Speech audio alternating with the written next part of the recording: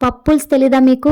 మా నెల్లూరులో ఫేమస్, మా తెలంగాణలో ఫేమస్, మా రాయలసీమలో ఫేమస్, మా కోస్తా ఆంధ్రాలో ఫేమస్. అసలు ఎక్కడ కాదండి ఫేమస్ ఈ పప్పులుసు. దీన్నే కొన్ని చోట్ల పప్పుచారు అంటారు, ఇంకొన్ని చోట్ల పప్పులుసు అంటారు. ఇందులోనే ఒక 4, 5 రకాల కూరగాయలను యాడ్ చేస్తే దాన్ని సాంబార్ అని కూడా పిలుస్తారు. మాక్సిమం మన తెలుగువారి ఇళ్లల్లో శనివారం వచ్చిందంటే కంపల్సరిగా ప్రతి ఒక్కరింట్లో ఈ పప్పుచారు అదేనండి పప్పులు సాంబార్ గానీ, పప్పుతో చేసిన పదార్థాలు గానీ ఖచ్చితంగా ఉండాల్సిందే.